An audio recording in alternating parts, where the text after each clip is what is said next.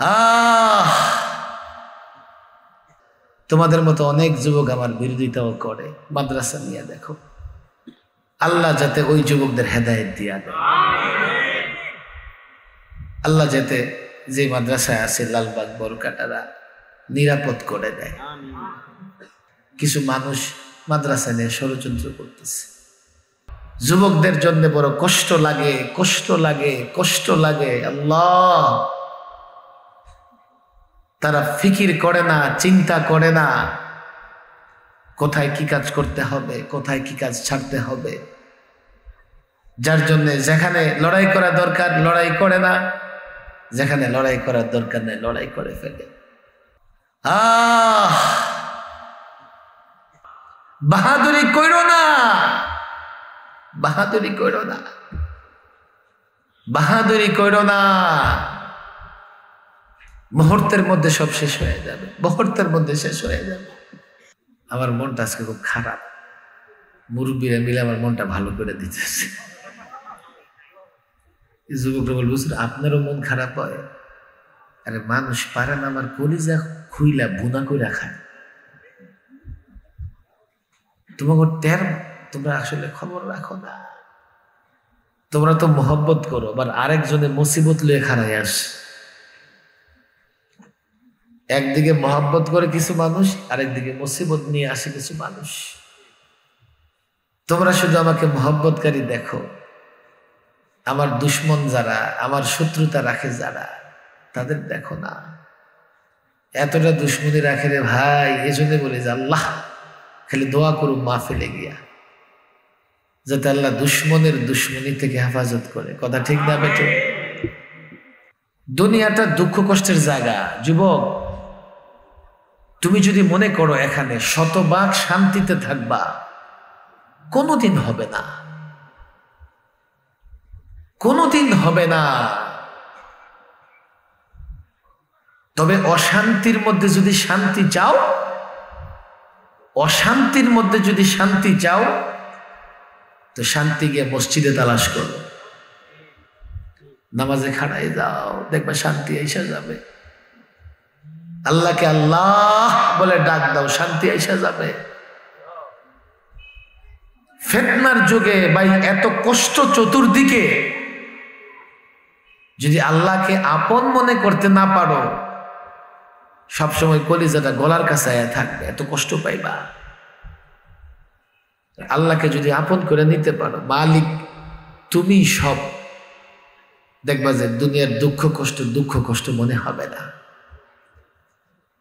এই পরিমাণে লোকেরা কষ্ট দেয়। আমি লোকদের হেদায়েতের কথা বলি, আর কারো নেতার বিরুদ্ধে গেছে, কারো দলের বিরুদ্ধে গেছে, কি বলছি সেদিকে খেয়াল করে না, ইচ্ছা মতো গালি দিতে থাকে।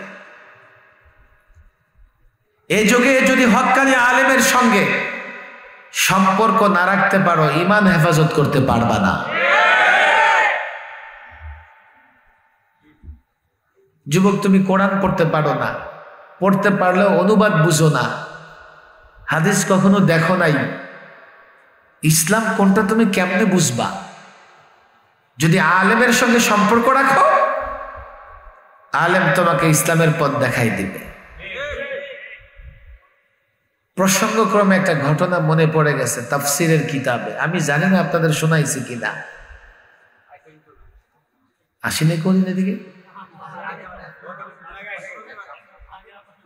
তো অনেক তো শোনাইছি মনে হয়, আবার বলবো, মনে থাকবে? এক যুবকের এক আলেমের সঙ্গে সম্পর্ক।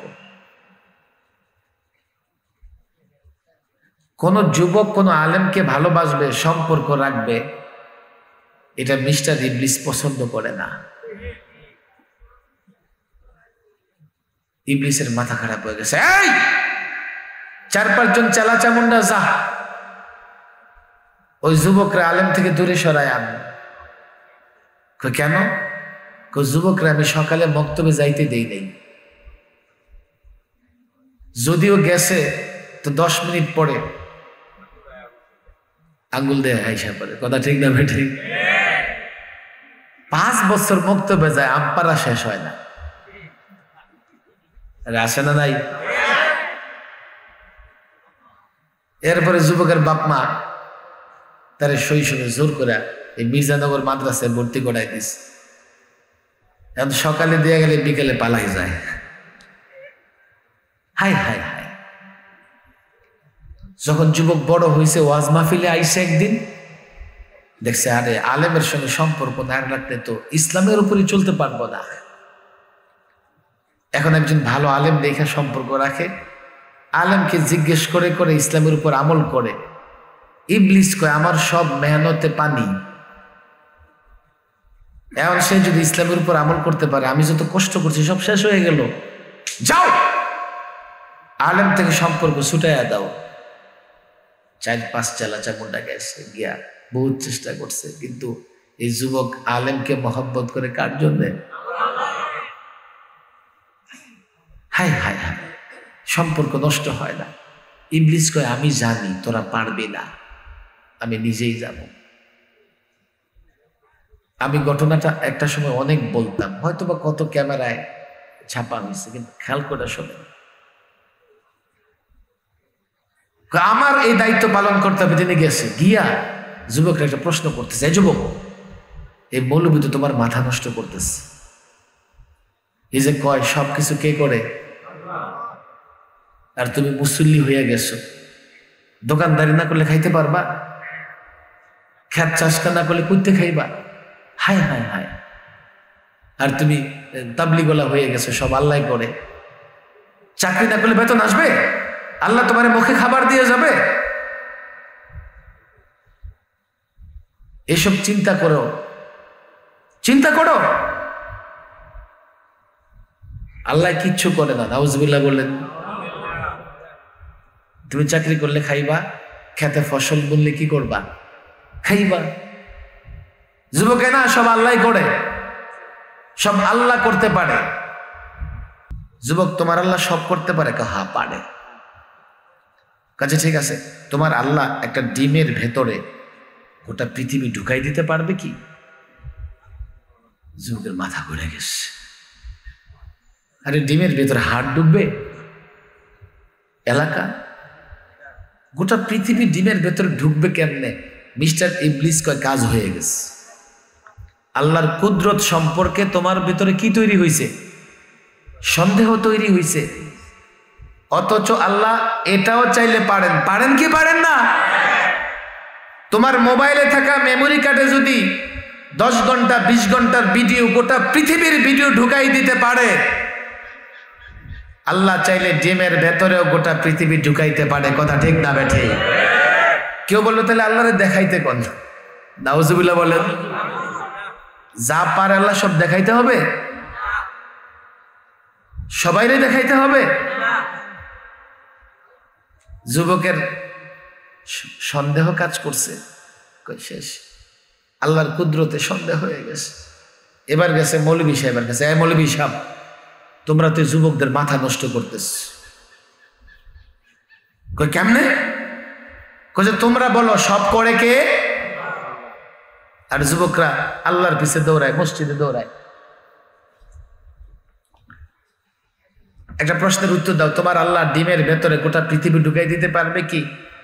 যখনই মিস্টার ইবলিস কইছে তোমার আল্লাহ, আলেম বুঝে গেছে এটা মিস্টার ইবলিস। আল্লাহ কি আমার আপনার ভাগাভাগি আছে? অনেক পোড়া কপাল যুবক আছে, হুজুর আপনার ইসলামে কি এটা আছে? ইসলাম কি মৌলবীর বাপের একার? দীর্ঘ আমি বয়ান করবো না, আগেও বলছি, মৌলভী সাহেব কি বলে? হ্যাঁ পারবে। ইবলিস বলে হায় হায়, মৌলভী বলে কি ডিমের ভেতরে গোটা পৃথিবী ঢুকবে? আচ্ছা দলিল দেন, যুক্তি দেন। ইন্নামা আমরুহু ইযা আরাদা শাইআ আইয়াকুলা লাহু কুন ফায়াকুন।